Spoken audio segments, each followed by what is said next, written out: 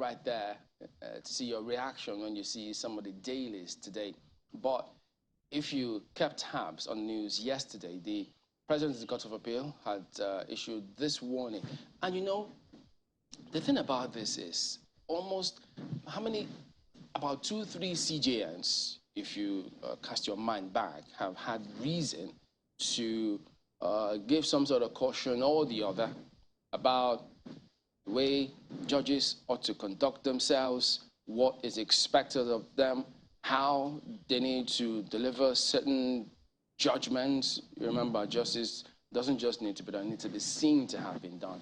And now that we're approaching elections, there's very, very huge importance and need, in essence, to keep beaming our searchlight on every department, every agency that has a thing to do with ensuring that the elections go right. Can't afford to take things for granted this time. Now that she's given this directive, asking them to listen, you need to stay neutral, you need to be forthright, deliver judgment as you ought to. I know, ordinarily, you shouldn't even be, because it's a noble profession. They know what they're expected to do. You thought, why is this even an issue? But you know, this is the reality of our time. It is. You can't take anything for granted. And it's good that she's doing that publicly in the open, so you can imagine she might have had a word or two, you know, severally with them, jointly or severally, if you will. But the importance of that is huge, because you know that they're over, ANAP the last time, they now said it was over about 800 cases that they have against the commission. Yes, initially we heard 600, but a few weeks later we heard 800 and then counting. So the need to ensure that, I think once upon a time it was this huge narrative about black market injunction. And then they told them, look, all of these things about expertise, you need to be watchful and careful. But I think we just have to uphold the narrative, the caution, the advisory issued by the President of the Court of Appeal to the judges, because everyone is watching. Judiciary is a very important fulcrum, a very important part of democracy, so we can't afford to get things right. So all eyes will be on the judiciary as well to ensure that things are done right.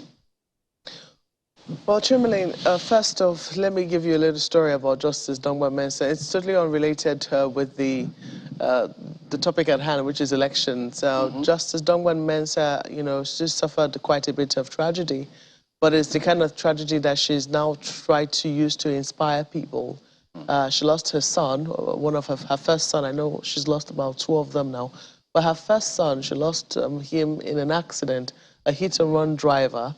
You know, I think ran him over or so, and you know, it was a very painful incident because the person ran away. They never got to see the person again. But as a result, she decided to take matters into her hands, and she's now a special marshal.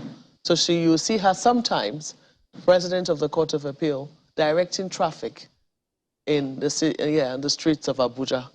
I don't know whether she still, you know, has time now as President of Court of Appeal, but I know that a few times, you know, she has been seen filmed in person doing that on the streets of Abuja, nice. Trying to raise awareness about why people need to be civil when they drive. That's on the one hand. So when she issues this sort of directive, I don't think, as you know, some things when people find in their own personal lives a way to be able to not just inspire people from their personal example, because I also imagine that as a judge, she's not gotten there by just being an anyhow type of judge. I know that there's a matter of seniority when it comes to the appointment of judges, but I also do know that, you know, there's plenty of merit and respect that also goes with that position. And that even amongst the judges, when one of them is not capable, we saw what happened with the Supreme Court judges, and how they wrote that letter. I don't know, is it a letter that has never been conceived before? I mean, written by Supreme Court justices asking for one of theirs to resign. You know, it did say a lot. Eventually, he had no option than to, you know, to resign his post. But this is from the President of the Court of Appeal, whom I'm sure is also using her personal example, not just in terms of what she's doing in her personal life, but also what she's doing as the President of the court, to impress upon other judges that certain things will not be, you know, will not be tolerated. I wish, apart from the National Judicial Council, which is a disciplinary body, and also the appointing body, even though they do it in conjunction with the executive, I wish that there was a more speedy system whereby, you know, the heads of the courts could also be directly responsible for, you know, sanctioning erring judges. I do not know if there's a process like that where a query can be issued to judges whom, you know, who go beyond or who cross the line. CJN can do that. Yeah, so, you know, it's usually that has to be that high up.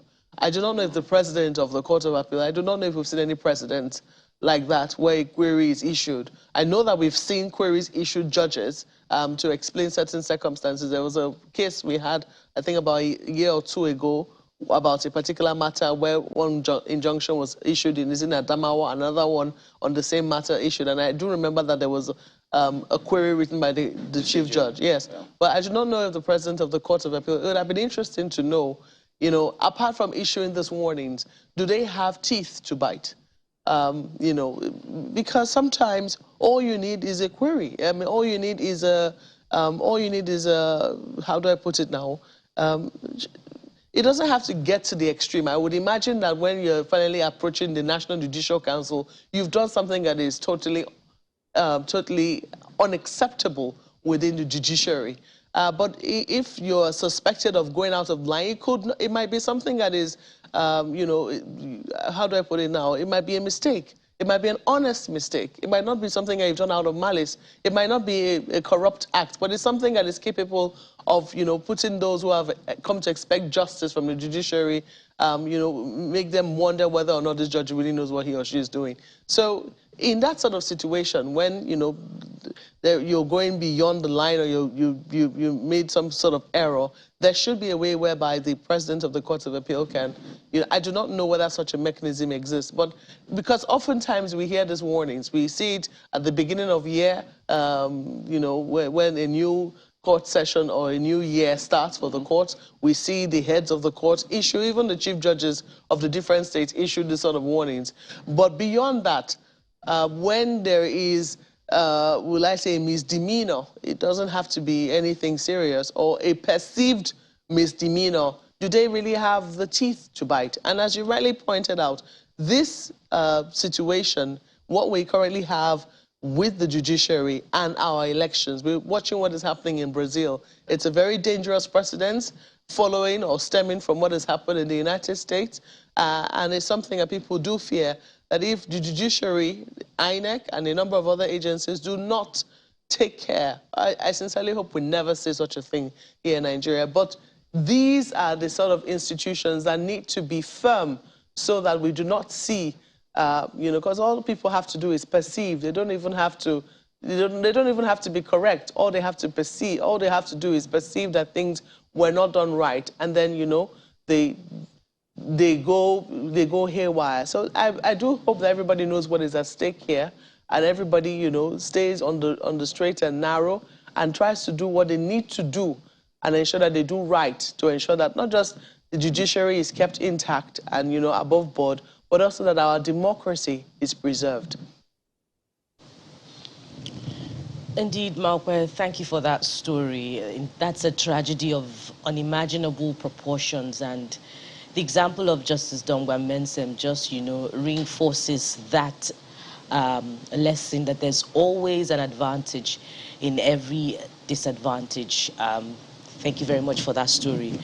That said, the judiciary is pivotal to, you know, the success of any democracy, and especially at this juncture in Nigeria's history.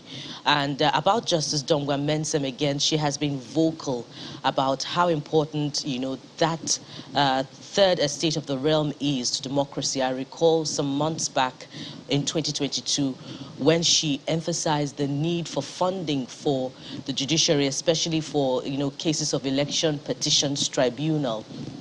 Chamberlain talked about black market injunction.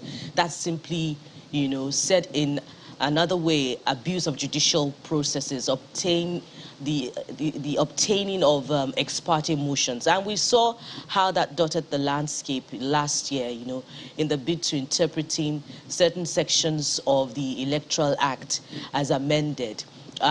Mark you, we're approaching another electoral process. Right after the elections, we're yet again going to see the courts flooded with a lot of cases, seeking interpretation, seeking determination, such that our democracy can survive.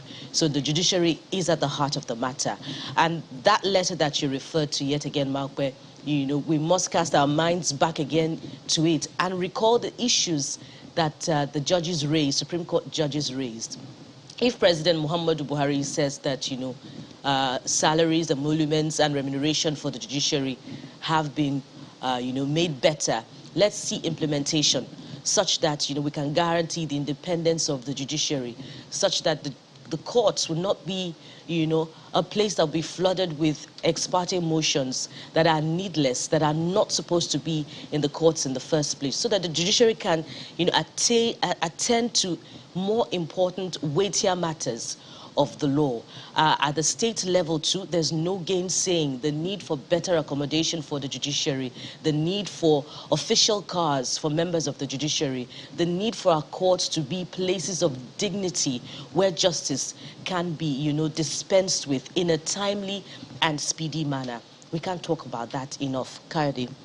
Well, I think major issues raised, really, and I wonder what more can I add. But we have to remember that these cases will come up only if some think the process, that's elections, was not free, fair, and credible. Then they say, well, I think I was cheated, and they go to the court. So I think we also need to pay attention. Yes, I mean, a lot of responsibility lies in the hands or at the table of those registrars, 300 of them who will be looking at the cases. But then we need to ensure that, first, we try to make this process free, fair, and credible enough. I know the candidates will soon sign the presidential, will soon sign another piece of code saying they will accept the outcome of that election. Remember, they meant to sign 2 pieces of cords. Okay, so I'm hoping that some sort of arrangement can be made across board such that most of the candidates will support the process. More importantly, that INEC will stay true to his word. Don't forget, from the president, he has said, I will ensure he lives free, fair, and credible elections, right? So we do hope that everybody sticks to their word and ensures that this 2023 election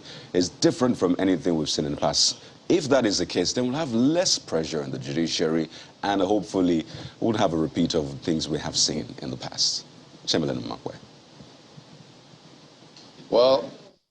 Well, yes, indeed, and that's very, very crucial and very important moving forward, because, I mean, there are several issues if we need to revisit this about judiciary, right from, remember, they've talked about the way they're appointed, how that needs to be addressed, but hopefully those eminent jurists in the noble profession will not need these kind of warning to ensure that the right things are done. Well, that said, we'll go ahead and take a look at some of the dailies in a moment.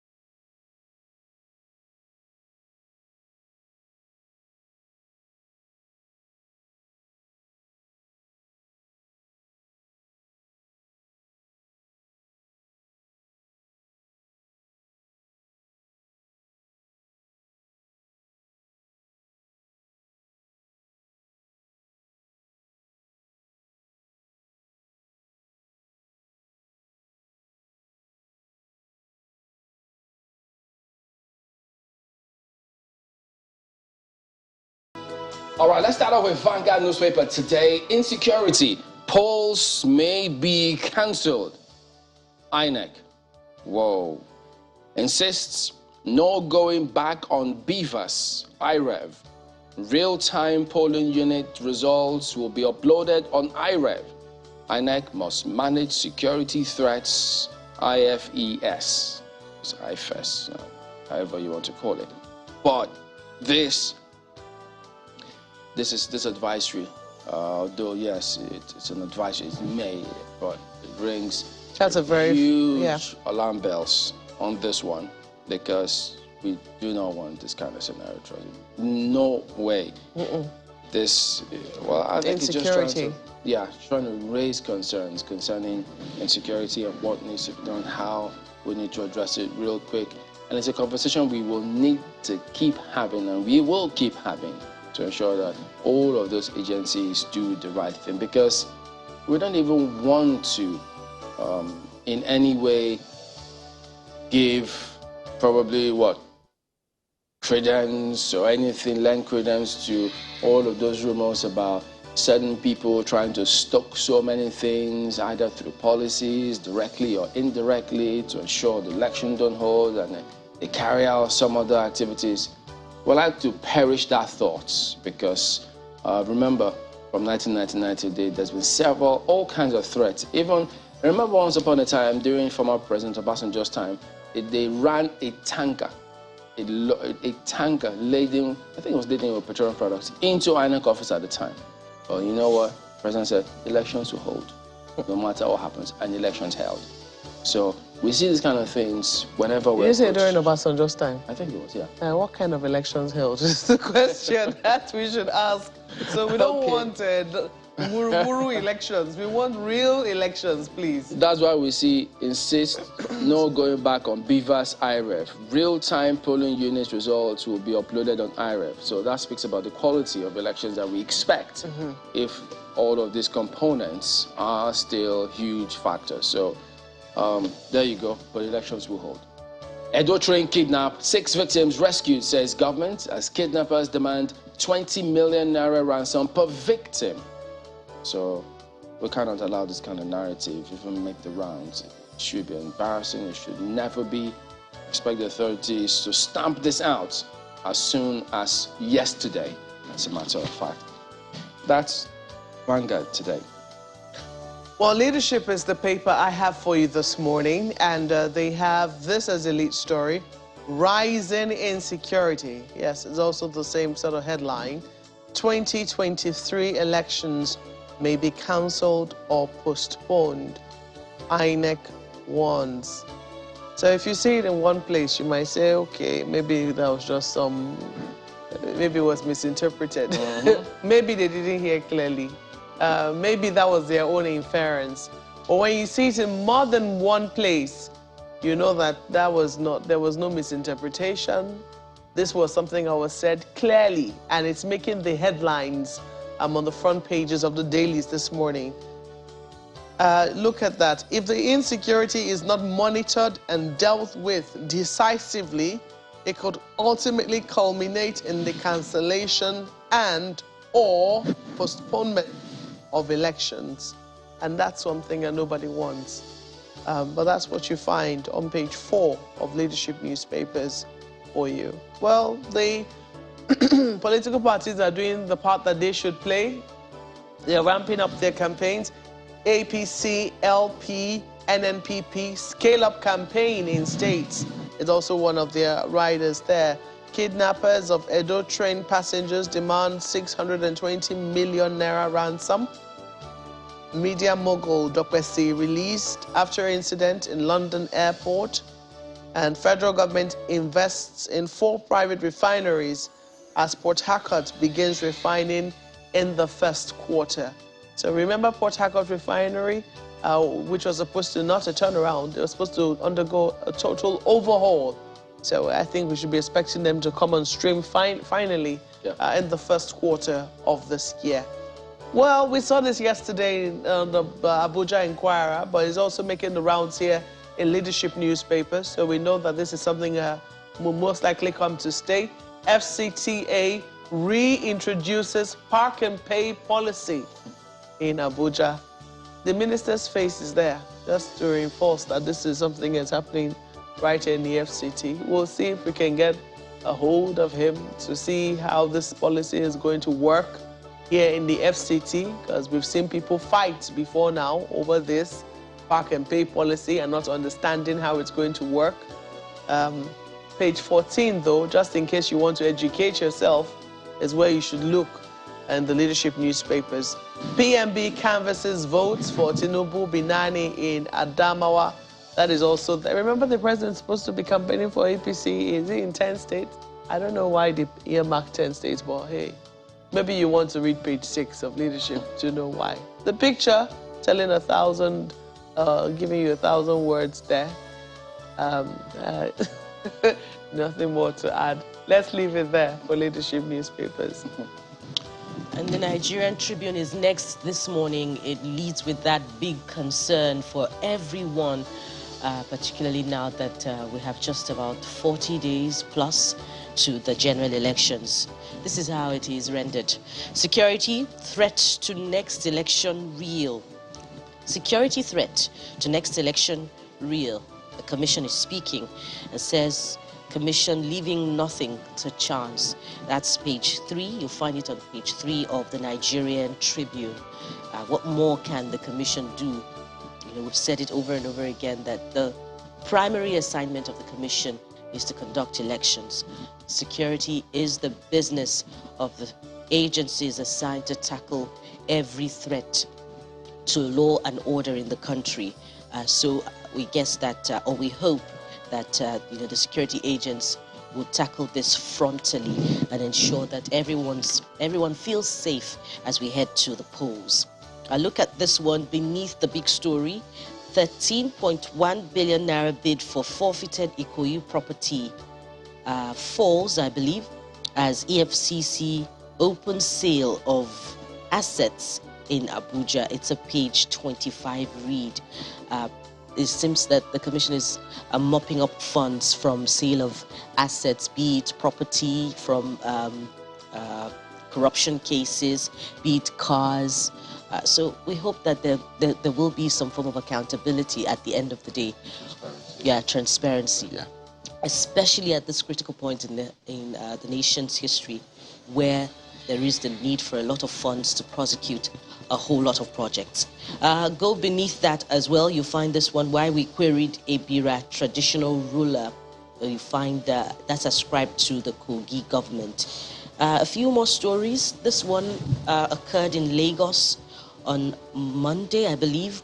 One killed as Yoruba Nation agitators, police clash in Lagos. That took place somewhere in Ojota, and the picture, you know, speaks to that event. It's a page 27 read on the front page inside the Nigerian Tribune. Let's leave it there for the Nigerian Tribune.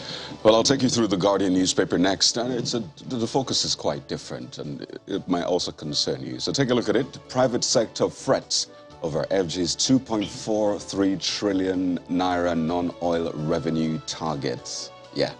Experts decry increase in taxes amid widening poverty, call for plugging of revenue leakages, explore property taxes. Yusuf urges government. So you can understand that headline then. If you go to a place, and I think it's a saying that if you go to a place, it's meant to be like a dinner and there's no meal served, so maybe you're the meal after all. So you really have to be watchful and careful. But hey, I think there needs to be proper conversation on all of this, okay? If we're trying to raise revenue, then everyone should be on board. Let's know what has been done with previous funds such that people are happy, they're willing.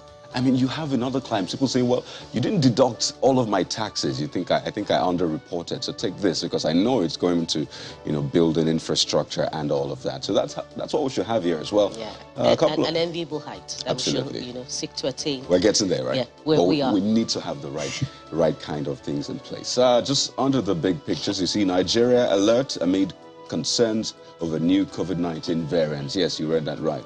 There's still COVID-19. Well, China has had to make some different changes now. Just, I mean, loosen things up because they've had that zero COVID policy. But it looks like this particular variant has a very tricky name now. It's spreading. So, yeah, that's still a concern. See how well we handle that. A couple of other stories, but I'll leave it there for the Guardian newspaper this morning. Right next, INEC raises fresh alarm over threat to polls, warns insecurity may lead to constitutional crisis, debunks news of fresh release of candidates' final list, court OK suit seeking to compel INEC to audit voters' register. Bauchi, Abia, Bauchi, Abia residents lament slow PVC distribution and collection. Nigerians will not accept repeat of June 12th IPAC. Well, they need to ensure that all eyes are on this matter. These elections will have to hold. And then speaking about insecurity, insurgency, Buhari alleges deliberate attempts to destabilize Nigeria, urges citizens not to compromise security, commends armed forces, police for their sacrifices, urges Adamawa voters to trust Tinubu Shatima.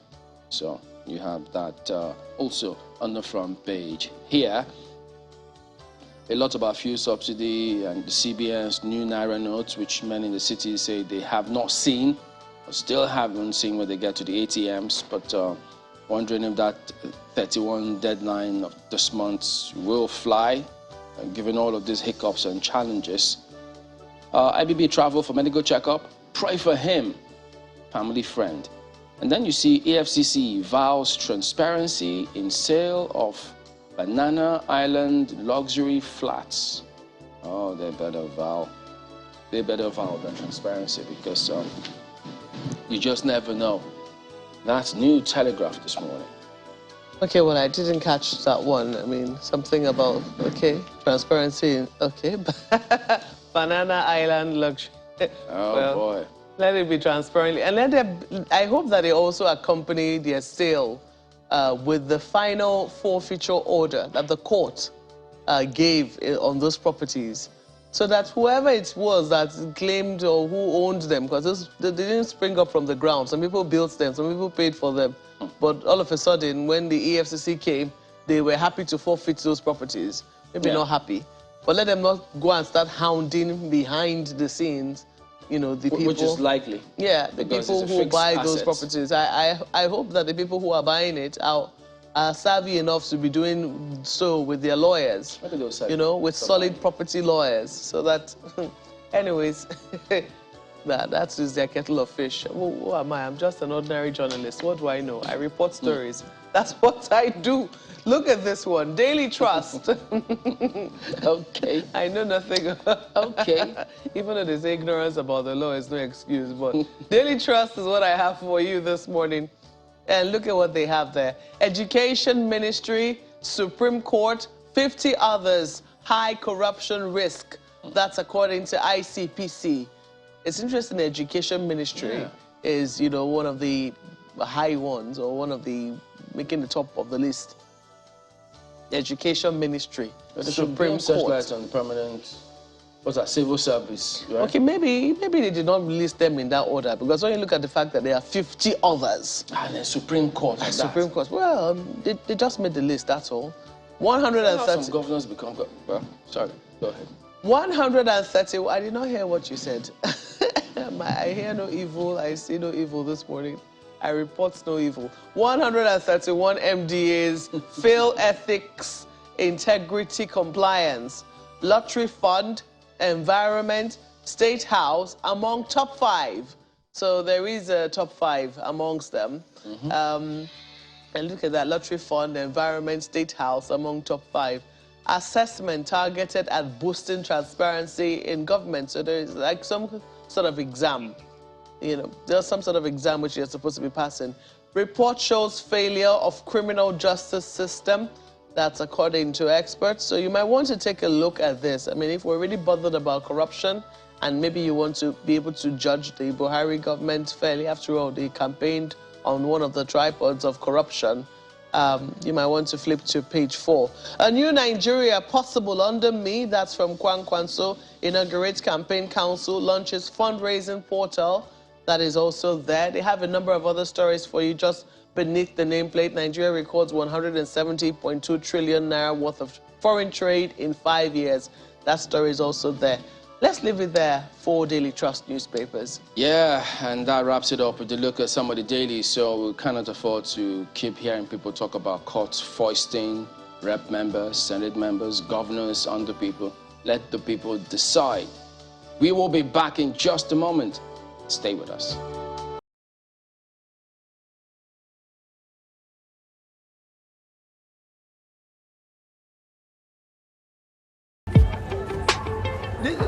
what they call 21st century. When my customer say I want to use POS, I will just bring out my phone, open the application, use this, press this code. I don't have anyone that using POS anymore.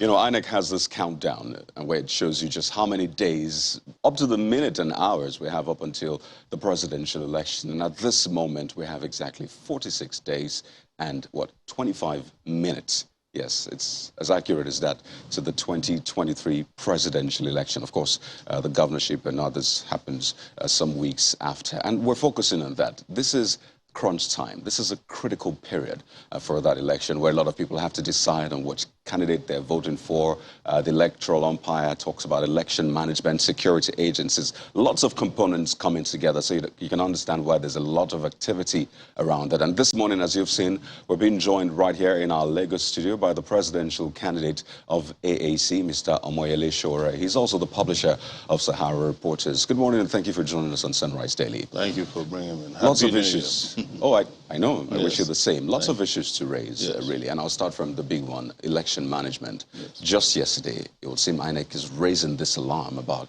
security and how it will affect the coming elections. I mean, we'll come into your own manifesto and all of that, but we need to speak to this one. We have 46 days to the election. So tell us, do you share those fears that INEC has regarding security and how it might affect the election up until the point that I might say postponement or what? Cancellation? Well, we had a meeting as party leaders with security agencies in the country at the IG's office a few weeks ago, and we did raise this issue, but they, as usual, downplayed it. What has happened to Nigeria over these years is that Nigeria has failed successively in the security area and in other areas too, but mostly in terms of security. And what we found out is that a lot of non-state actors are in control of territory in Nigeria. And we've been in denial about that, and that is why INEC is now coming out openly to say, well, these elections are threatened. That's number one. The second aspect of it is how they also deactivate public interest in elections. You know, when they have, there's always a secret agenda in every election cycle. We'll be hearing stories about plans to have interim government by some persons, very influential members of society. And now INEC is coming out to say, well, elections may not hold as planned, or they might be cancelled because they have security. We've always known that we have security issues, but to have pushed Nigerians to a point where everybody is now ready for elections and you're now a few days, you know, this could be called days to the election, saying, you know, we might get the election postponed or cancelled. It's basically to create confusion and make people lose interest in the election itself. But you know, this is not the first time we've had some sort of postponement. I was going to say that. We saw that during the Jonathan period, and it was about security as well. Yes. Give us time. Let us try to sort the security issues. But what is maybe different this time around is just some days ago, and I'm sure you heard that the Borno State governor actually said that the state is 90% safe for elections. And for a lot of people, that was a bright spot. 90%, if you judge, that's excellent, really, and that's a pass mark. So when you weigh that against this recent announcement by INEC, or at least this pronouncement, do you still think it worth something for the Borno State government to say that? I have my own theory. there's always a conspiracy against democracy in this country. And my feeling, apart from what is obvious to everybody in terms of security, is that they have other plans. I mean, the ruling class and their friends who may not directly be in office, but they always have a different plan. When Jonathan postponed the election during his time, he had a different agenda. You know, there were security reports that he couldn't win the election or he wouldn't win the election. So they sent Dasuki to the UK, Chatham House, to announce the postponement, and that was done. During the 2019 election as well, for some reasons, I think they found out, you know, they had to tidy up some of their acts. They postponed the election. The presidential election in Nigeria has always been postponed for some unknown reason. But this time around, I don't see any reason why, after all the hoopla about beavers, you know, the preparedness of INEC, you know, all the documents being in place, we're hearing about postponement. 46 days to election. It shows that there's something beneath that has not been told to the public and the public is not saying. But for someone who has been a direct observer of how these guys manipulate the public during election cycles, I know there's more to this than meet the eyes. Mr. Sowore, I imagine that you must feel, you know, passionate, must be passionate about security, having lost a brother, you know, to attacks, you know, by quote-unquote non-state actors. Just yesterday, we heard that there was a clash between Yoruba nation agitators and, you know, security agents. Another presidential candidate is acknowledging, you know, that very real threat of non-state actors and is proposing carrot and sticks approach. I wonder what your, you know, solution would be if you were elected president. No, the solutions are not going to just be carrot and stick. It's to look at which part of Nigeria has what security issue, because there's no one-size-fits-all solution to this. Yeah, you look at Nigeria regionally, you know, you look at the South-South, there is a problem of militancy. That's why we can't sell more than 1 million barrels of crude on a daily basis. It's real, it's latent, it's with us. You look at the Southeast, there's a problem of agitation for, you know, nationhood. You look at the Northwest, there's banditry, the Northeast, there's terrorism. And above all, there is also governmental terrorism on its own. Like, you know, this idea of killing people who are engaging in peaceful protest. It's also a threat to security, because imagine if all the Yoruba nation agitators start another agitation today now. The Southwest is out of the picture for, you know, decent or peaceful elections. So you wonder why the Nigerian state goes out to poke the barrel, the bear, you know, in the face at a time that is crucial and sensitive. Like, that's why I keep talking about the fact that there's a conspiracy theory behind the need, behind all these activities that you hear from. But again, you ask me directly, what would I do? As president of Nigeria, so look at all these areas and bring out what would fit their own peculiar security challenge. For the Southeast, it will be dialogue. For the bandits, it will be stick. For the militants, it will be further dialogue and how to fix the environment and the issues that is making this militancy come together. You cannot, for instance, cede the security of Nigeria's waters so an individual expects for you to say that you are a nation. Nobody takes us serious when they wake up one day and say, oh, we just gave a contract to a guy to take care of our territorial waters. There's no country in the world that does that. You have just said to the world, I don't have a navy. You know, yes. You're saying to the world, when people get kidnapped frequently from schools, from their workplace, that you don't have a police. So you have to set up all these security issues. But most importantly, this is needed, and we must keep saying it. Without solving the socio-economic problems of our people, we can't get the kind of security that we need. But pardon me to ask, why the selective approach for the different types of... Because they have done the same damage to the Nigerian state. No. The damage done by the Nigerian state to its citizens is what we are reaping from. See, if you had done justice to the Southeast after the Civil War, nobody will be agitating for Biafra. You understand? If there's been social economic justice across Nigeria in the way that it should be, you know, there are not two rich people and two poor people, and you have 133 million people who are in multidimensional poverty, you know, and then 5 people who are in multidimensional wealth. then you have dislocations in society, and in addressing them, you must apply leadership. So, for instance, it has been said, and I studied this while I was in school, as far back as 2003, that any kind of terrorism that lasts more than 10 years, or conflict, internal conflict, requires just more than shooting at people. You have to look at it fundamentally, see who you can talk to, who can be rehabilitated, and who needs to be taken out completely. Well, lots of issues to raise, and maybe we should just get into some other ones now. About the crude oil production, we've since crossed that 1 million mark. Yes. By the way, we're now at 1.235 sure? As of December. I mean, these are official figures. Yes. And you just quoted an official figure, that 133 million people out of poverty. So at least we have that to refer to. We were struggling to get to 1 million before that. But a lot of people seeing you in Lagos will wonder, why are you in Lagos? Are you campaigning this time around, since we have seen a different approach? So let's get into your own ambition, your bid. Is it a campaign you're here for in Lagos? What exactly is going on? Over time, since 2019, somehow our political party and movement has led the transformational and innovative style of campaigning. In 2019, I wasn't doing the regular kind of campaigning that politicians were doing, because I hate the echo chamber style of campaigning. You pack people in the stadium, having paid them, and then you bring in comedians, musicians, and when it's time for the presidential candidate to speak, he barely says anything, and then he moves on. Even the media can't come out of any campaign today and say, this is what I heard from the presidential candidate. So we started talking directly with the people. And don't forget that a campaign that was done in 1963, where you put people in a stadium, is not the same in 2023, because there are multidimensional ways of campaigning. You can use the internet, you can reach people in their houses now than you could before.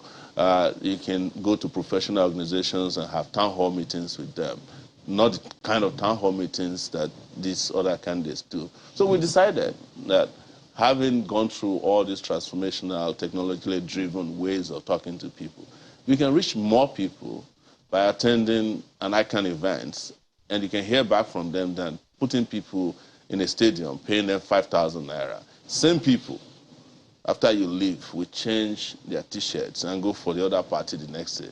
Because of poverty, weaponized poverty, people don't even have political ideologies or parties anymore. They just do whatever can make them get by on a daily basis. So we're not doing those kind of denigrating type of rallies. Of course, we do some of those. So what we decided to do is to have what we call people assemblies. We've been in Kano, I've been in Cross River State, Calabar, I've been in Port Harcourt. And of course, you know, because we're not deep pockets, the media don't cover us the way, you know, the other big pockets get covered. When I say media, I don't have money to pay for a live coverage. And it's not a crime that people do live coverages. But I can also reach people on Twitter, on Facebook. I can reach them on Instagram, Snapchat. Some of these platforms are not known by the mainstream politicians, but it reaches a lot more people.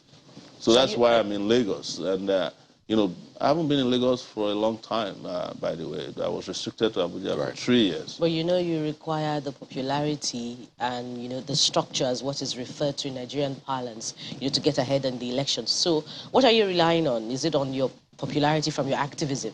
No, I'm relying on the people. I think when it comes to popularity, there's a difference between popularity and infamy.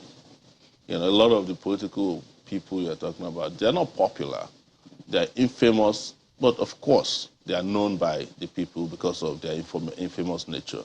We are bringing ideas to bear on the political process, and I'm proud to say this, that for someone like me who hasn't been in political position, having acquired illegal wealth, that I can bring ideas, I can challenge the status quo up to this point, is something that anybody who wants to do this in the future can be proud of. And I'm sure that ideas would win one day in this country.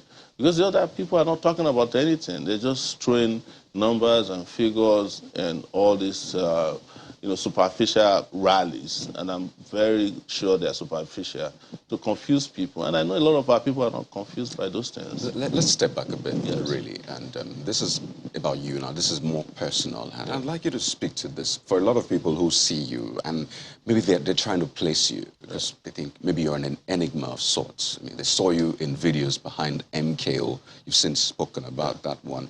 You lived in the U.S. for, what, 2 decades? 20 years?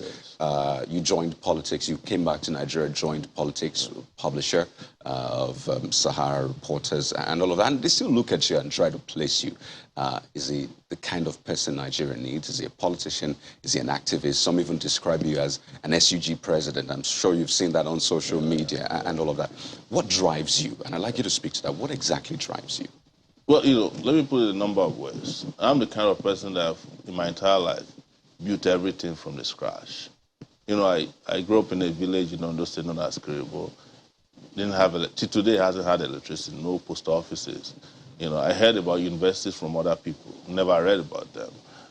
I used to go pick sketch newspaper and Tribune and read on my own when my father would bring them in. Having been wrapped with bread, having wrapped it with wrapped bread. And must be still news. Yes. So and I left. I came to the University of Lagos. When I arrived at the University of Lagos, if you didn't have nice shoes, nice clothes, you didn't have a car, nobody reckoned with you. Then I became president of the student union at the age of 21. You're talking about MKO Abiola.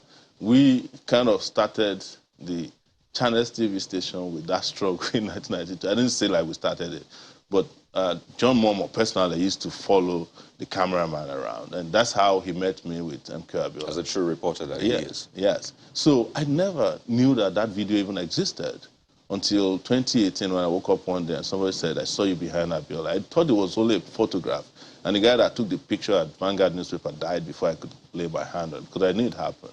So I've always built everything from the scratch. People can place where I stand. When I did Sahara Reporters, I built it from the scratch. When I wanted to contest in 2018, I built a political party from the scratch. So I'm not that lucky to have been born with a silver spoon or any kind of spoon in my mouth. So that's why sometimes people find it difficult. The SUG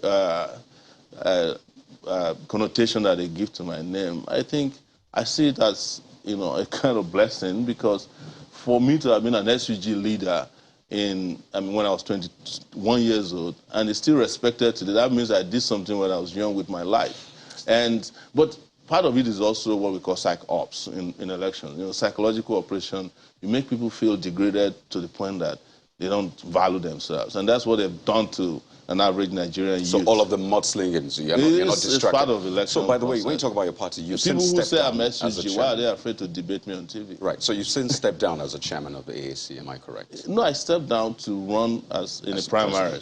After the primaries, after this election, we'll have a special convention to elect a chairman. And I'm not going back as a candidate in that. Right. So when you talk about ideas now, and this is also personal, why do you think that Nigerians have not been able to resonate with your ideas? The previous elections, you'll expect, with the following that you seem to have with all of that, why do you think Nigerians have not primarily been able to resonate with those ideas and your person, such that they will vote for you overwhelmingly, is what I mean? So if anybody voted for me overwhelmingly in 2019, how would you know when they were performing a selection? It wasn't an election. I was arrested shortly after 2019 election. What was I arrested for? They claimed that I was trying to overturn the election and overthrow the government. If I wasn't relevant, if I was those such are two different things. You're talking about the election and then you I'm telling you. I think it's important to speak to the facts. This election was indeed conducted. Nigerians went out to vote for their candidate. So you listen to this. We're just talking about election now. We have 46 days to election. You are reading on your platform this morning. The election may not hold. They know what they are doing, but trust me, they will conduct an election and they will produce a result that do not conform with the popular wish of the people. That's why they're confusing the people with, we're going to postpone, we're not sure. Somebody in Borno is telling you that it's fair to preempt 90% of Borno is available, is free. And you believe that? You're a journalist. It's not possible. So this is about you projecting. 25% of Borno Do you think it is is not fair governed. for you to preempt in such manner and speak assuredly, saying, trust me, when you've not even, I mean, we're 46 days to this. Yeah. I understand the opinion, perhaps the pain, but speaking preemptively, do you think it's fair? We're analyzing what has come to us officially. Promise you, on my way here, I didn't even know that they had planned to postpone the elections because, we're busy with a lot of meetings, overnight. But I came here, I heard about it first from you. And that's the way it should be. Journalists should be the first source of information. But I'm telling you that this is a pattern. I've been around for 3 decades dealing with the same characters out of uniform and in uniform. So I know what they're up to. Mr. Sowore, if you're to preempt it or counter it, as my colleague Kadi has rightly noted, I think what is best is for you to provide a counter information that will speak to the facts. No, I'm providing rather to you than my own personal suggestions experience. or conjecture. For instance, he didn't let me finish that. Part of the reason I was abducted and detained. I was detained right around you here at the Changisha before I was flown to Abuja.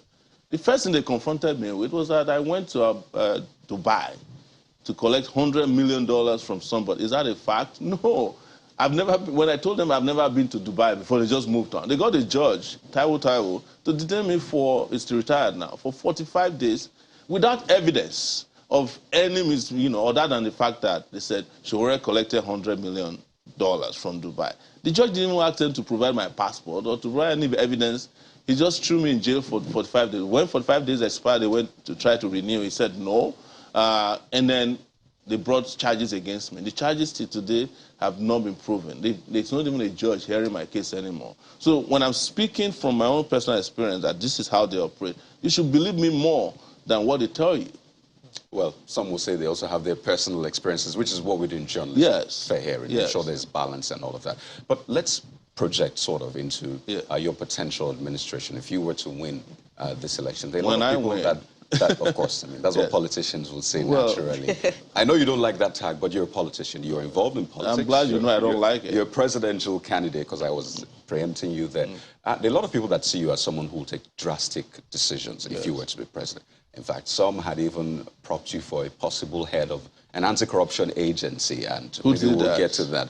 So what are the kind of drastic decisions you would want to take for Nigeria? You've talked about the poverty figures, insecurity. So if you were to be president, what would be those maybe first 2 drastic decisions you'll take? And indeed, will they be drastic? Yes.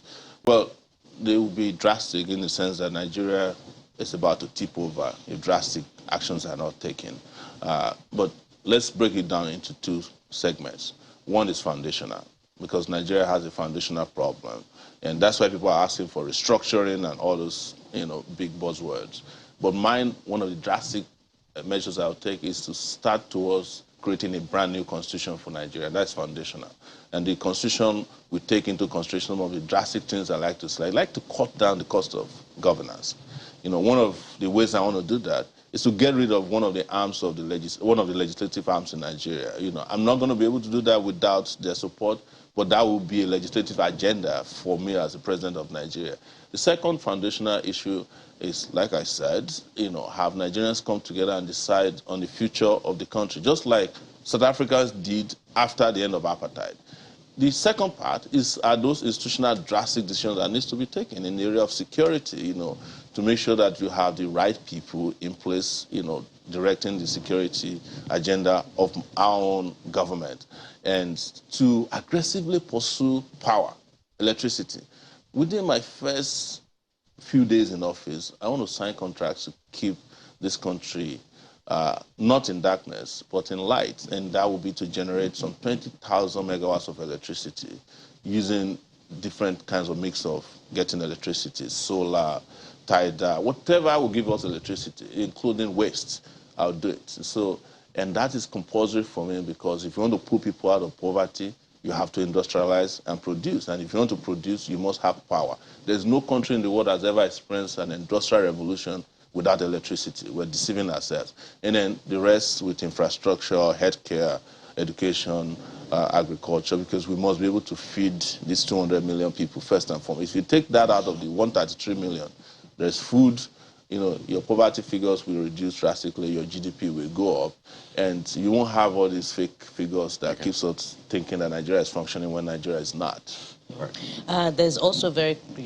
critical problem that Nigeria has, which is the economy. And towards the end of this administration, we've seen the proposal of a redesigning of the Naira notes. And I've heard you say that, that is it's a joke. Is headed nowhere.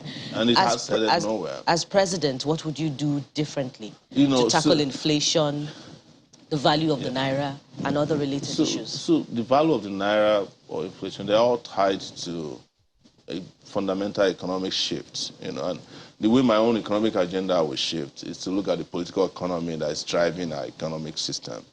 A structural adjustment program that has lasted and, become ineffective is not the kind of route I will go. What Nigeria has been doing since the 80s, since the military era, is to get the World Bank and the IMF to turn Nigeria into a junk yard where you come and dump your own products. They dump their own products. They force us, even at the WTO, to buy things we don't need, things we have, like flour. So I will shift that radically and ensure that the kind of economic agenda we have for Nigeria is the one that leads to proper production, there's empowerment of citizens by ensuring that you address a wide range or a spectrum of things that can empower the country. So, for instance, there is no reason why we should be importing Ankara from China. But the reason why it's cheaper to import from China is that the one in Kaduna will cost you more to produce 1 yard of Ankara because you don't have electricity. And if you're going to use diesel, your cost of production will go up. I've mentioned it and people hate to hear this, that our workers are being paid what I call slave wages, and we're going to pay people. If you want to make them productive, you have to incentivize them. There is nobody in the world, and I mean, not even cockroaches can live on 30,000 naira a month. I know a number of cockroaches around me, and they eat a lot. So, and I'm saying this metaphorically, not to refer to cockroaches as humans. But so you must get your economy to that. You must get your education right, so that we'll produce the kind of workforce that can keep the country sustained in long term as a productive country and competitive country. We must have something we are putting in the international market from our side. Before we can be talking about the value of our Naira. Are you going to sever ties with the international financial institutions? No, but they have to respect us. For instance, if we are owing you loans and we can't explain how we got about it, we'll pause the loan. I've said it, 77 trillion Naira of loans can be dubious. And we have to investigate and audit that. But most importantly is to say, look, we want to grow our own economy first, before we become a slave to loans that we have no reason to believe in. So they understand that because they've done that for Turkey, they've done that for Greece, they've done that for a lot of countries that have such economic problems. You can't be spending 80% of your revenue on loans and expect to make progress. It's not going to work. They understand this, but they need people who also understand their people and who understand how to fight for their own people, for them to respect that such an agreement is possible. But when they have bozos in government, they love it when they have in government the kind of leaders we have in Nigeria. They just tell them, come to Washington. People don't even ask. You pack yourself in an aircraft. The little money you have, you burn it and you come back. Nothing comes out of it. You want to govern the country, not to govern a space above your people. And that's what leadership means. And that's why Nigerians must be given that opportunity to choose the right leaders to govern the country. This is the problem we've had since independence, or even before independence. We keep promoting the failed ones. We say, they have big rallies, they have big money, they can do this and that. But at the end of the day, 4 years later, you're back, you're poorer than the last time you voted. And all the governments we've had, the last worst one is always better than the existing terrible one. I like to ask that we also respect the personality of people, even though you might not be happy with them, but using that soft term. You know that when it comes to respect, it's reciprocal. They also have to respect us. It's okay, but you pride yourself as someone who speaks of ideas, who literally, so I expect that, as you have always shown. But I'd like you to speak to this point, because literally, one of your selling points really is being able to resonate with young people. And I would recall when you started off, you had some support from young people. But right now, it would seem that young people, a lot of young people are tilting towards another candidate. And I wonder for you how you think that may have happened, if you think you may be lost in that area and maybe you don't have as much support from young people, because they make a huge chunk of the voting population. So how do you plan maybe to win young people to your side? No, I don't know why people keep making up statistics that are not true. You understand? Because there's nothing scientifically proven that young people in any part of this country moved in direction of any particular candidate. All the candidates can prove that they have young people. If you want to prove using superficial means as to who has the most young people, you look at the rallies held by the oldest candidates. They have young people too, because they have the capability to hire young people. But there's evidence on social media. Social media does of that not movement so that is the way to look at it is to look at a particular political party. No, it's not correct. And their candidates. No, it's not correct. Why do you say it's not correct? Look at regionally in the country. Are you going to say that the northwest and the northeastern part of the country have young people tilted towards a particular candidate? Probably no. The southwest, all the young people have their own political positions, and they don't tilt towards the southwest. In history, has never supported one particular candidate. Even when they had Obafemi Awolowo, they had opposition. So maybe you can say the southeast might have a preponderance of more young people tilted towards a candidate for reasons best known to politics. Okay, so which region is tilting towards Sowore and the AAC? Across the country. What's the evidence? The evidence is all over the place, but are you interested in the evidence? No, we're interested. That's why we're having. You're interested in social media evidence. And I tell you, I work in the social media sector. Everything you see in the social media sector can be manipulated if you have enough money and you have enough ability to use tech to manipulate it. For instance, some of the candidates you're referring to, they're using bots. And you can manufacture bots. If you go to Singapore, you go to China, you can get somebody to create bots for you to make it look like each time you post a particular content, you get a lot following you. Activity around that. So, you can go on Instagram and pair up Instagram influencers, as they call them. They may not even believe or know your name. Okay, we're winding down, Mr. Sowore.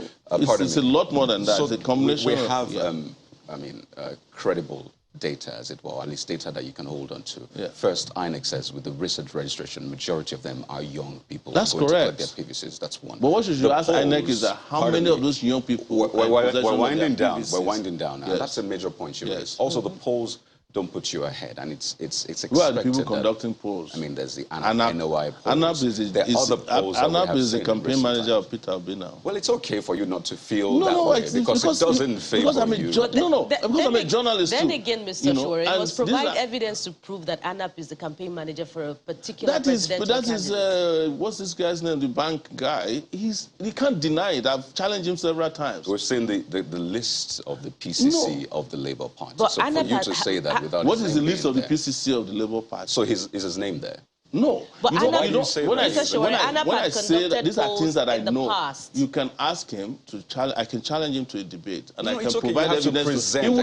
He will never deny it. But you've never presented I keep forgetting his name. Mr. Sowore, ANAP had conducted polls in the past when the presidential candidate of the Labour Party was a vice presidential candidate. No. It had conducted polls prior to that time as well. Yes. So why now do you claim that he's the campaign manager for the presidential candidate of the Labour Party? We have to wind down now. It's always interesting. He can't deny it. Right, we have to wind down now. It's always interesting speaking to you, but we have made this fact. And it's important for you, if you have counterfact, to put it out there for Nigerians. No, this counterfact it's also up to you to listen to counterfacts. We've just listened. You've not given us any document. No, I'm just giving you one, and I've asked you to contact it comes to your studio. We have to run now. 46 days to the election, so it looks like we'll be having more of this. But we'd like to thank you so much for your time. Mr. Omoyele Sowore is the presidential candidate of the AAC and publisher of Sahara Reporters. Thank you one more time. Thank you. Well, we're literally just getting started on the show. That's just maybe a tip of the iceberg, you could call it that. So we'll be back in just a moment for more on the program. Please stay with us.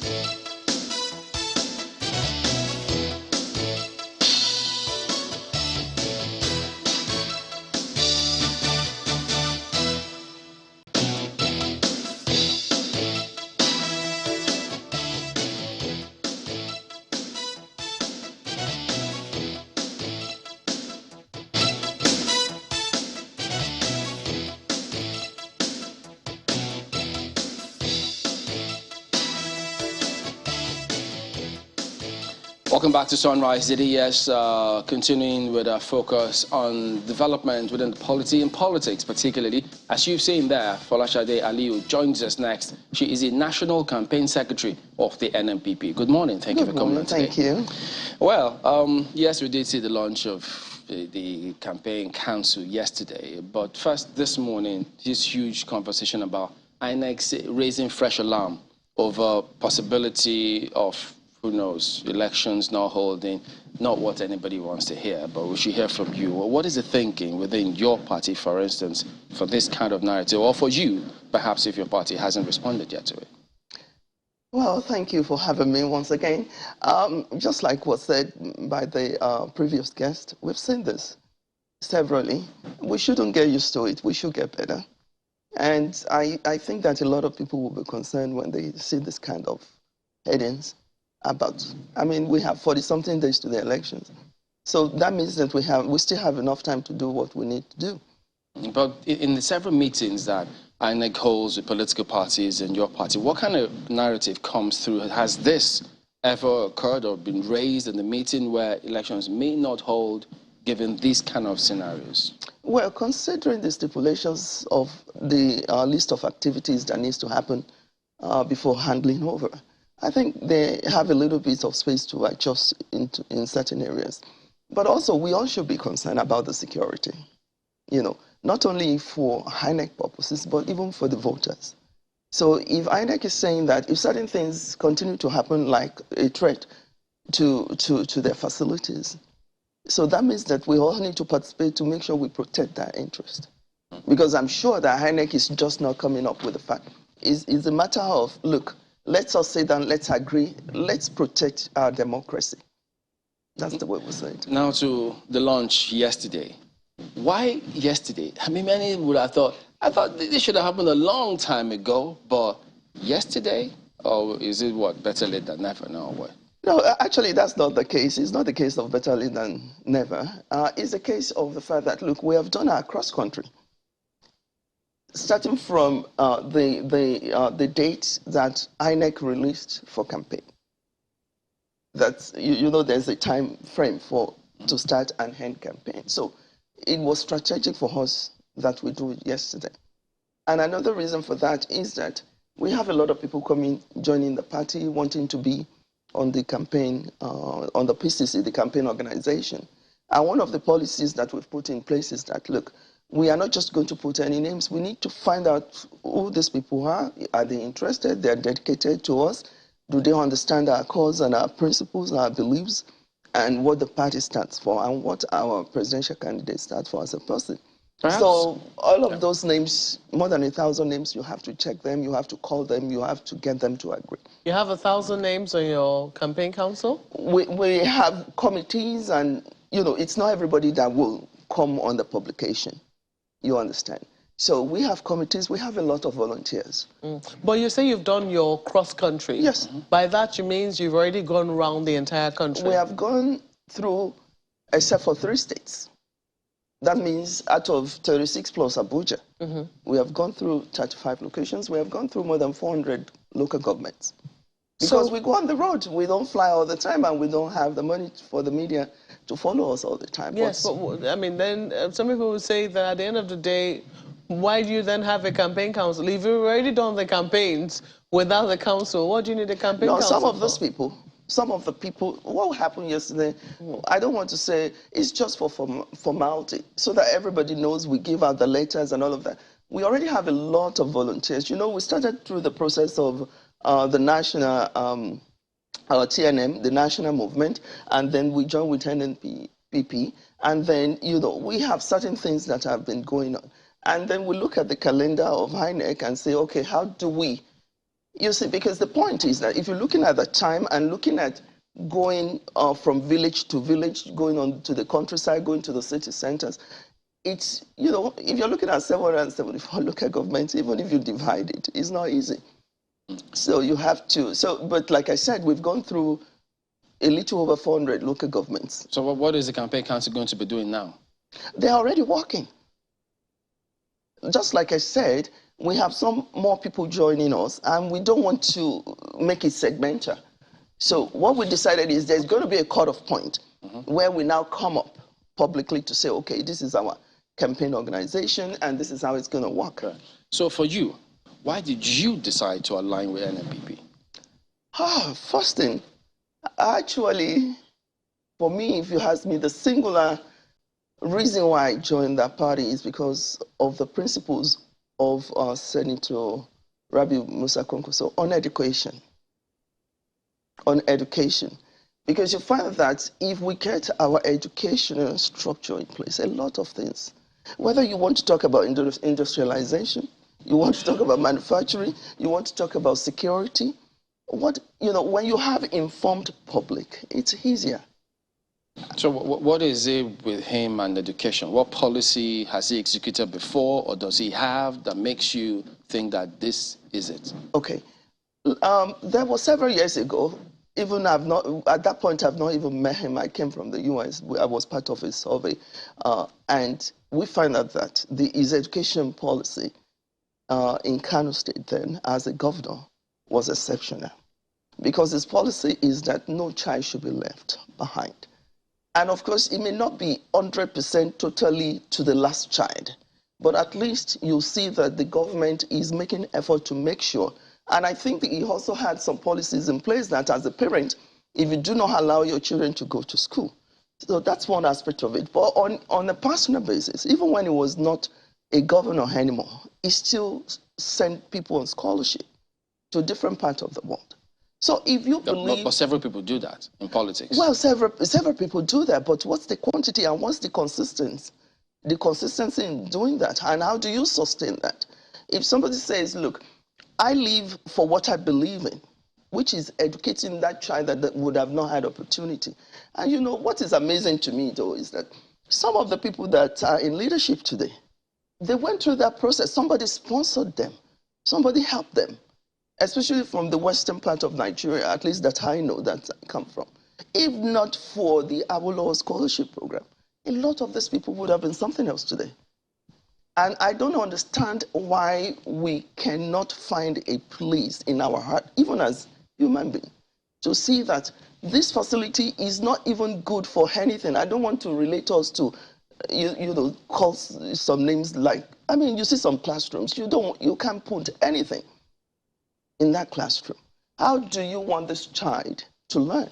And how do you want that child to think of Nigeria in the future?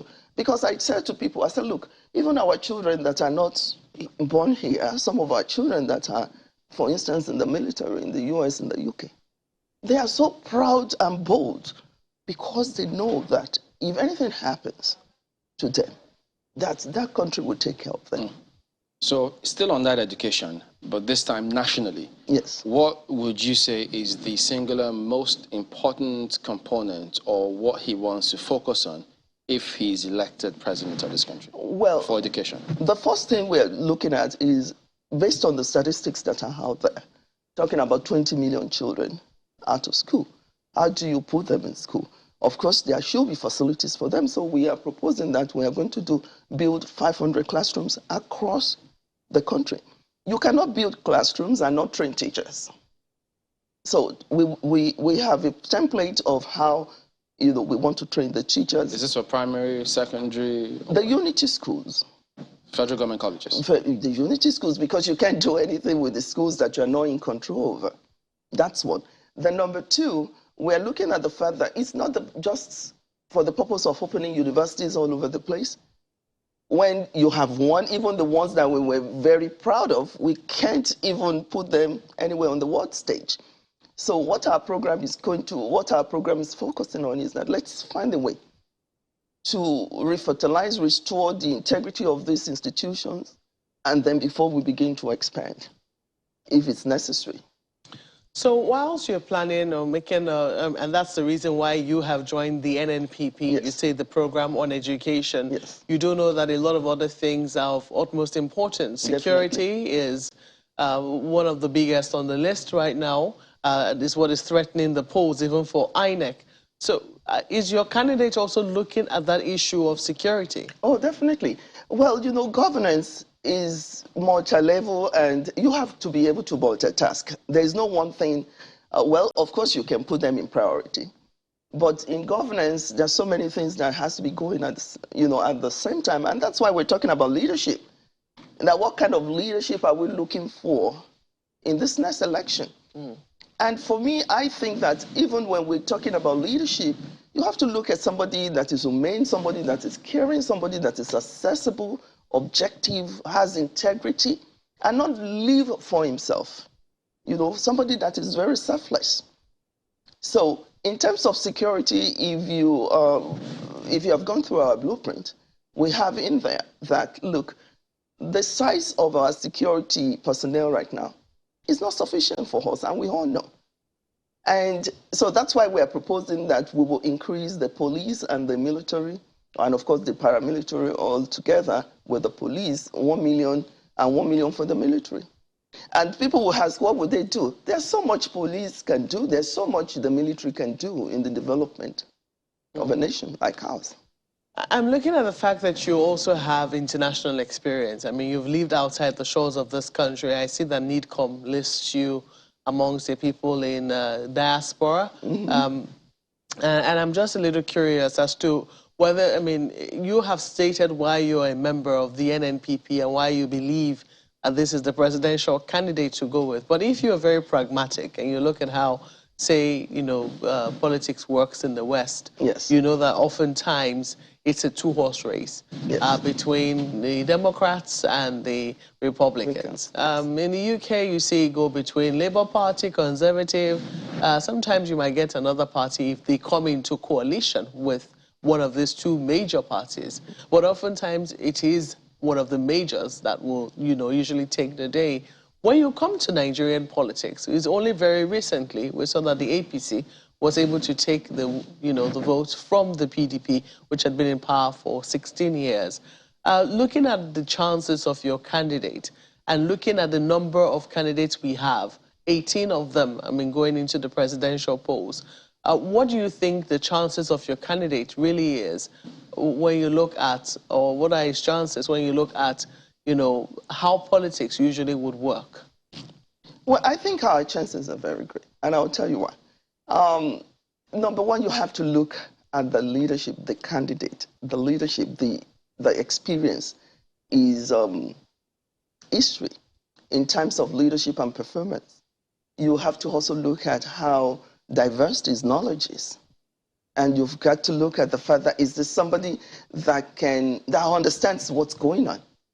Because, when you talk about leadership in Nigeria, let me say a little about that, is that, well, we elect or select leadership based on certain things, religion, so on and so forth, languages, the same tribe and the rest of it, but we are the crossroad, critical crossroad. Yeah, I'm looking at his history, and he's been, all of the things that he's achieved is achieved either in the BDP or in the APC. Yes. He's not achieved it as, I mean, there's no room for independent candidacy or even on a smaller party. It has just been on these two major platforms. He was minister in the PDP, he was governor in the PDP, he became governor, I don't know, I can't remember what party now, but I know he came back a second time, and then, he joined the APC. He was a part of the presidential primaries in 2015. So, I mean, it was a governor, I beg your pardon, it was senator on the platform of the APC. That's correct. So when you look at his history, it points to the fact that all that he has achieved on these platforms. Why do you then think that the NNPP, which is not exactly, it's a national party, yes, but it's not exact, doesn't have the spread which you would need, for instance, maybe membership in the National Assembly. Why do you think it's going to make a serious inroad in 2023? The fact of the matter is that the dynamics of politics in Nigeria is changing. And let me start from where you say two major party or 4 or 18. The dynamics of elections and interaction and awareness is changing in Nigeria. People realize that, look, all of those things that you mentioned about Senator Kwankwaso, yes, he may have achieved it, but it's still the same person.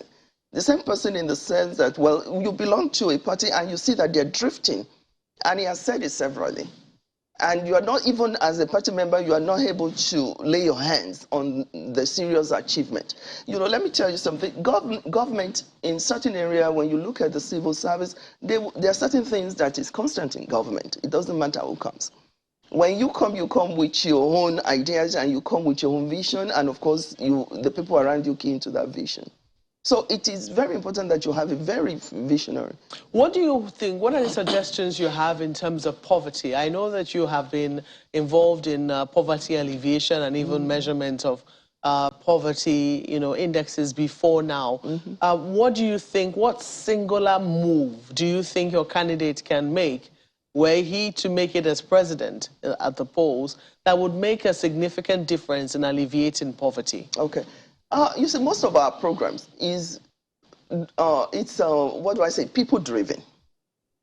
People-driven. And when you have people-driven ideas, let me go to one of the very important, which I think it will be very important for people to understand across the nation, our CP, Community Participation and Reorientation Program. The reason why this program is really very good is that you get people engaged, you get to know yourself in your communities, you get to support each other's business. For instance, when he was the governor in Kano, what he did was that, look, we're going to feed the children are going to have school uniforms, they're going to have shoes and the rest of it, but the people within the community decides, the people within the community supplies, so that money stays in the community. So, for me, poverty alleviation is not giving somebody 50,000 or 5,000 and then you forget about it. Because sometimes you give people 50,000, if you give them at the wrong time, they use it for the wrong thing.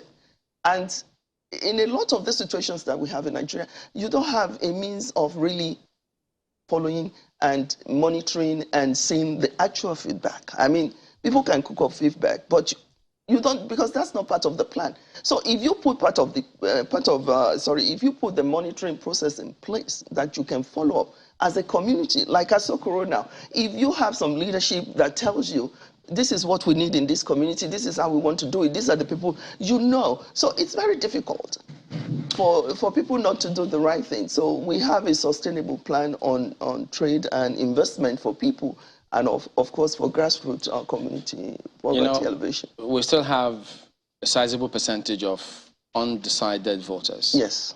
They'll be watching, trying to find out, figure out, which party do I vote for? Yes. They could look at the APC and feel, okay, well, they're the ruling party. Some may go that way because they may think levers of power, several things may be going for them.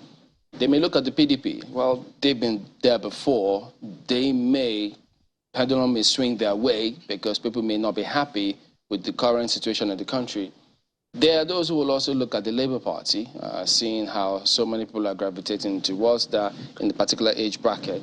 And then they look at the NNPP. So what will they be?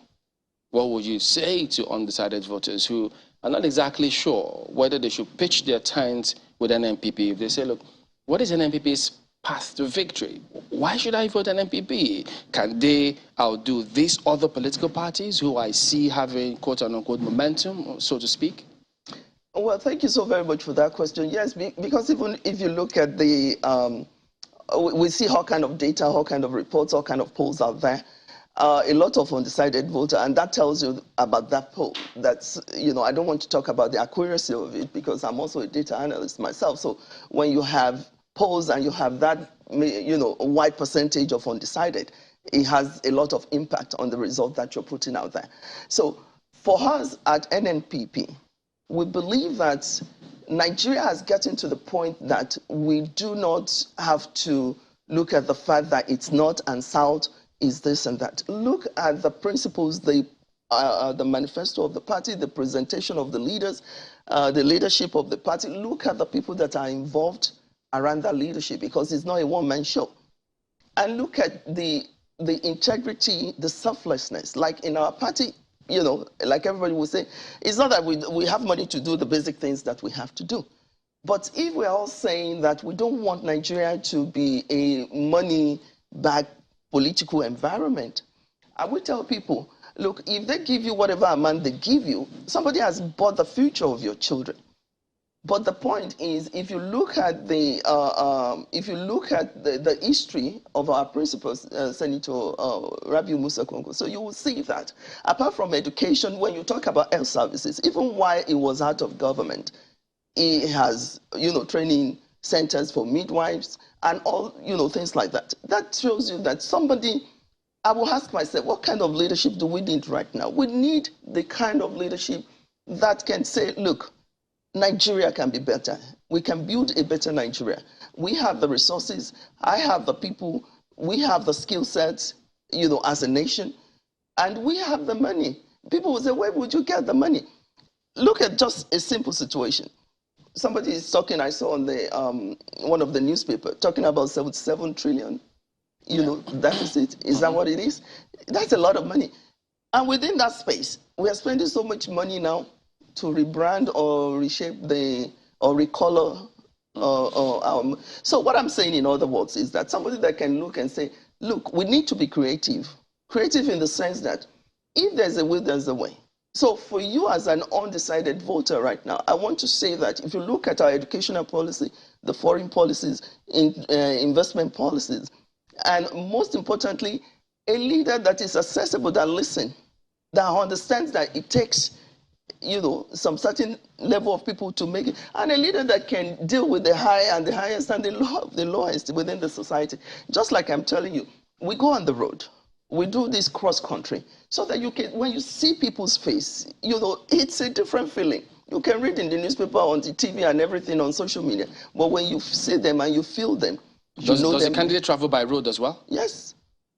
We just did Abuja to Lokoja to Delta, Enugu, and back from Asaba. All right. Well, thank you for coming on. Thank you very much. Folashade Aliyu is the National Campaign Secretary of the NNPP. All the best. Thank you very much. We are back in a moment, and we will be focusing on the Edo passengers kidnapped. Remember the train passengers? That's up next. Stay with us.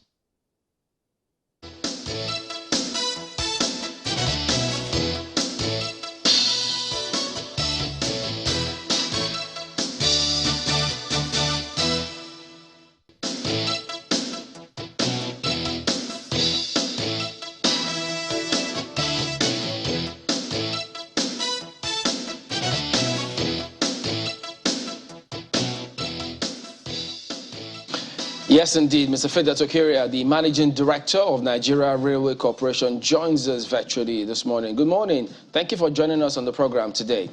Well, a lot might have changed in the last 24 hours. So just bring us up to speed. What is the latest about this unfortunate story?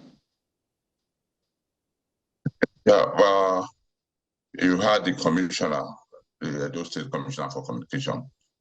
Okay, so the update that 6 of those that were earlier held in captivity, they were able to rescue them, and they are still on the pursuit of those the bandits, and they are moving from place to place, and that's why they are trying to see how fast they can meet up with them and get the other one released. I think from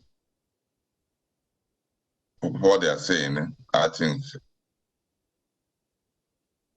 they divided those people that they were held as captive. So they divided them, went in different ways? That's the information I have. That's what we're suspecting, because they caught one of them, and that one was able to lead them somewhere, and they got 6 of them released. It's still a security issue. We'll have to be careful on what we say. Are you suggesting that, or would you advise we be optimistic that probably in the next 24 hours there will be another set of people that will be released? Or rescued, rather? We hope so. With the intensity, the security and the community have deployed to ensure that we are not embarrassed. I think something good will happen very soon. We hope so. Because people have been out there since Saturday, and they are still there. Okay. Well, you specifically told the country last year that security measures were being put in place for train security at transport sector to ensure that the facilities are safe, people can apply that safely.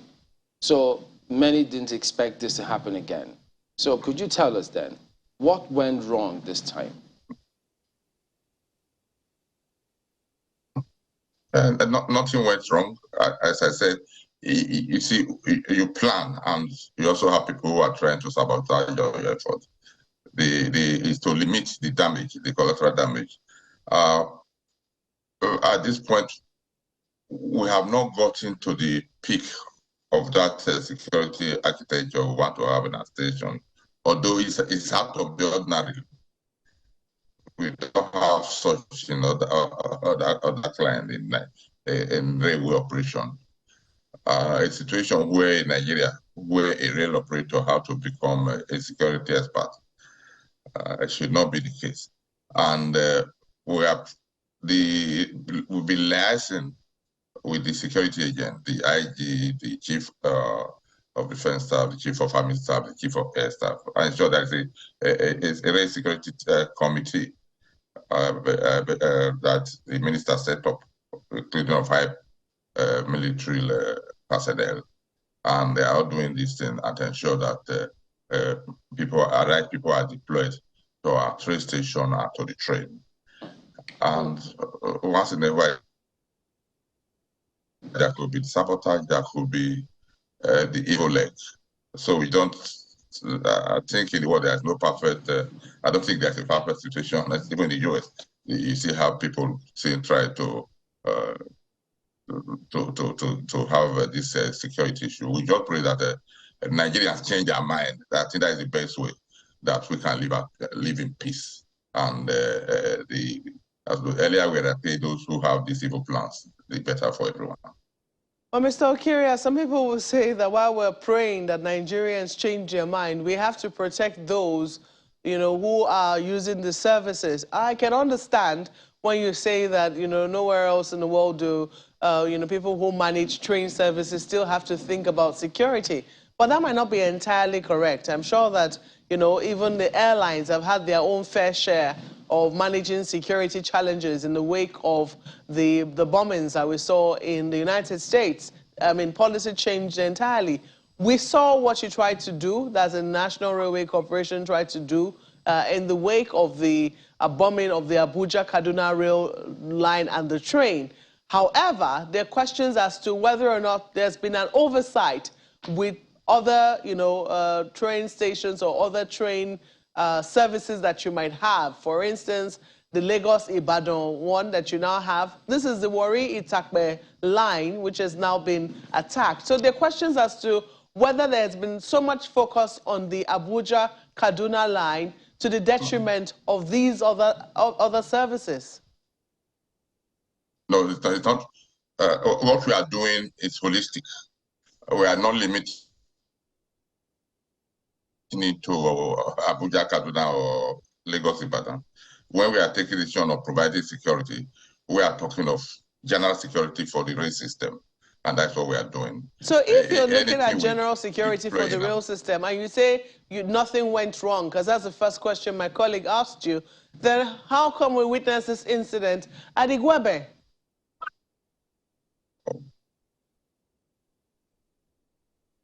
Are you saying that there should be, I don't want to go into a debate. It has happened.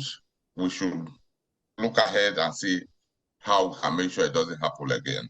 It doesn't mean that there is that 100% perfect system that cannot be sabotaged. That's what I said earlier. At Abuja, Kaduna, they bombed the train. At Igwebe, they raided the station. So as some study ideas are coming, that, okay, fence the station, ensure that the stations are fenced. As I told somebody, you fence the station and then I shift their target to the road to the station. And we also going to fence the station. We should endeavor to show that the security that we have in Nigeria protects everybody, not just the train passengers or the road user or the person in Channel studio. So the questions as to the level of that's security. What I'm saying. I mean, we're talking. And he has got, we should, because this security cannot just say we are deploying to such this into rail and the other part of the other system in Nigeria should be left. It should be holistic.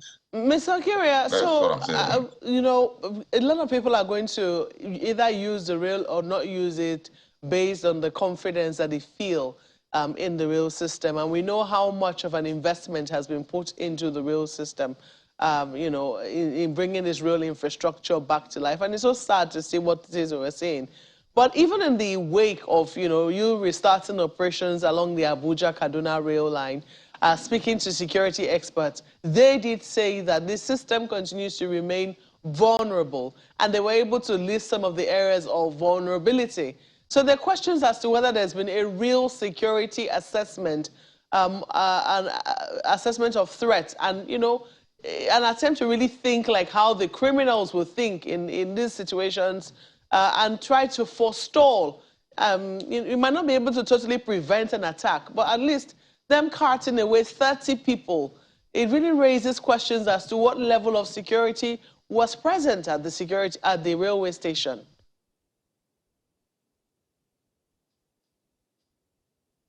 Okay, before now, we have the rail system that have not been, had issue of this insecurity or security issue. And now it is because the rail system is developing in Nigeria.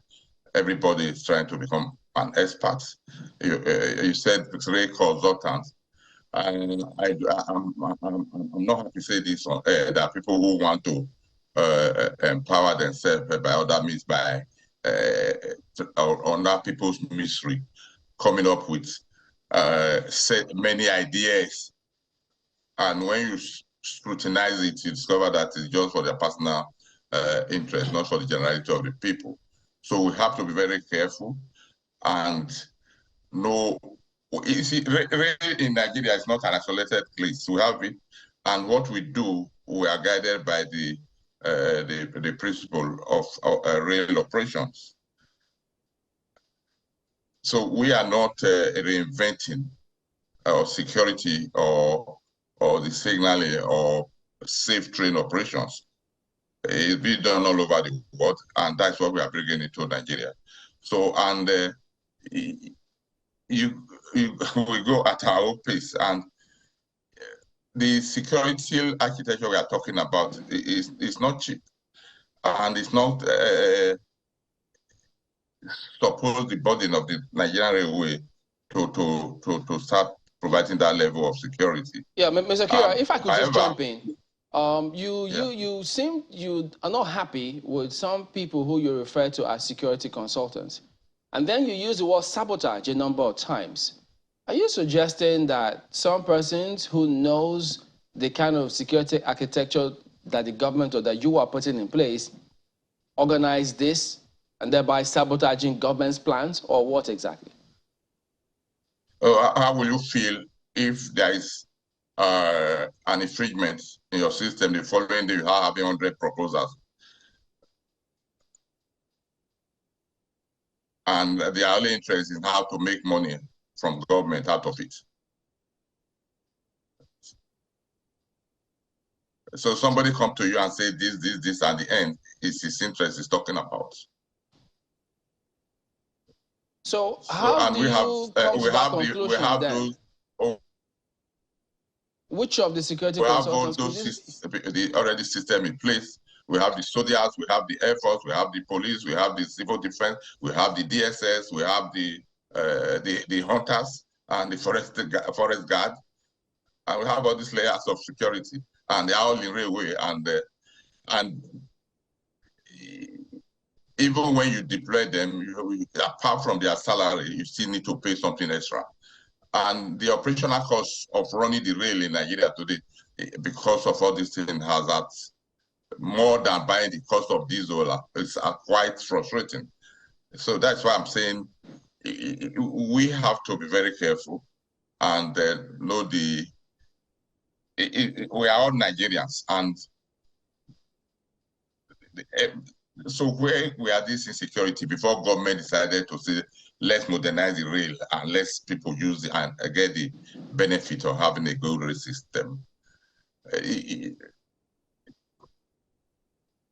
Abuja-Kaduna train will commence on 5th December, and the people that patronize us, I never expected that, and the volume started rising and going up.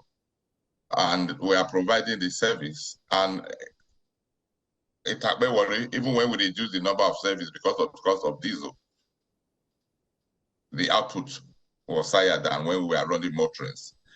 So the people, the Nigerian has bought the idea of using the train because they believe they have peace of mind when you're on the train. As most time it's faster. There's no traffic, there's no button, there is no custom checkpoint, there is no police checkpoint. And at the end, few elements will, you see, it's matter of who shoot first. Even if you have a general guiding the train, if somebody who had intention to come and upset, start firing, even the general will forget that he's having a gun. That's what we should know about this issue. But however, we will try and develop and ensure that the community are embedded in our system so that any information they have the capacity on. While we are talking about the deploying technology, and at the same time, those have to be powered, and you have to deploy the generators to ensure you have power 24/7 and or not like it. Don't worry. Okay, Mr. Okiria, we're winding down soon. There is no power on that route. All we use is that solar generator to power the station. Okay. Because some people, in the process of putting a light on it, don't worry, some Nigerians went to court and the judge passed judgment. Don't do anything. So what will somebody do? All right, let me come in now, Mr. Okiria. Say stop. We're winding down the installation of power. Right. I mean, quite a number of challenges you have laid down there, and I sense some sort of difficulty and perhaps hesitancy on your part to say some things. But it looks like you're saying that all of this attention, especially security-wise on the rail tracks and infrastructure, is deliberate, perhaps to get money out of the service or government. It appears that's what you're saying. And I recall that while we're trying to resolve all of the Abuja-Kaduna attack and all of that, there was some money released, budgeted, I should say, for securing that particular stretch. I think 718 million naira. Now, are you saying for this one we'll also need some sort of budget, some money set aside? I don't know if it's up to that to secure that route as well. Don't forget that you've said that sometimes you have these incidents and then proposals just flow in and all of that. So is this something we'll need to do for the Warri-Itakpe line as well? Maybe some hundreds of millions of naira to secure that corridor?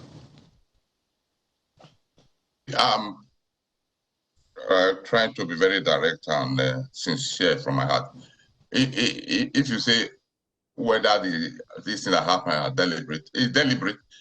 Somebody woke up from his home and took gun or went to the track and planted bomb. He did it deliberately, not by accident or coincidence. They are deliberate acts. On the money or the approved for, that is for the light rail, Abuja light rail, that was approved for the FCTA. They're in charge of that. And that is to provide the physical people guiding the track. We also have that one in our system. We have civilian guards who protect the station, and we have violent men who patrol the track. So that is part of the railway system. The contract we are talking about was for the Federal Capital Territory Rail Network, not for the National Rail. we are talking about Abuja Kaduna, that is about 178 kilometers. We are talking about Lagos Ibadan from Apapa. Okay. If you start from Apapa, talking about 168 kilometers, Itakbego 812 kilometers. We are talking about the narrow gauge, about 3,570 kilometers. All right, Mr. So we need to wrap up, but just one thing quickly, if you can. When you say you suspect sabotage, where were all these security threats before we decided to modernize the rail? How come we suddenly have this attack and then we have 100 proposals? So are you suspecting all those security analysts, because we've had a handful of them talk about this here on the program and other stations and radio as well, even print, or do you have a set of them that you suspect may be behind this? No. I'm not linking those who write proposal to it. I'm saying it should not be a thing that people want to feed on the mystery of what is happening on people or on the system. People should come together and bring ideas instead of finding a way of doing business out of it. That's what I'm saying. Okay. So at the moment, with that structure that the government is putting in place, if you want to tell us about, give us an idea when it will be ready, or is it that when it's ready, this kind of attacks will never happen again? So it's not going to be one way, just one. You see, technology develop every day. We are talking about one thing. Right now, we have deployed smart radio that we are not in existence even last 2-3 years back, that you don't need to start building towers.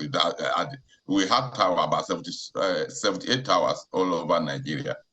At the time, you see, the security will tell you they came the time I had, and they removed the solar cell and they removed the batteries. Okay. All right. So all those things, but now we have deployed that. We don't have to need to have solar. We don't need to have towers. You pick a radio, and if the staff is not on duty, you know that it's not on duty, because the radio is not at the location where it should be. We do thank you very much indeed for talking to us this morning, and we're looking forward to getting that security architecture you speak about in place to ensure that these kind of scenarios do not happen again. Thank you for coming on today. Thank you, and God bless you. Okay, we've got some response coming through. Ejike sends this one. He talking about this particular topic now. Says the recent kidnap of train passengers in Edo State shows that we do not learn from previous occurrences. Why has no one resigned? Why did the security at the train station fail? What assurances do we have that this will not happen again? That's a big question. You know, once bitten, twice shy, it's said. Well, Abdulkadir Nasidi says train attacks are becoming increasingly lucrative for terrorists in Nigeria. What's happening to the security agencies in Nigeria? That's a question from Abdulkadir Nasidi. Well, Dixon Aka chooses to talk about something else. I did a transfer of my voting right to my preferred location, and last week I went to collect my PVC, but was told it was not available and that I should wait for the next batch of PVC release. I checked on www.voters.inecnigeria.org, and my details were found with my preferred polling unit to show that I'm an eligible voter.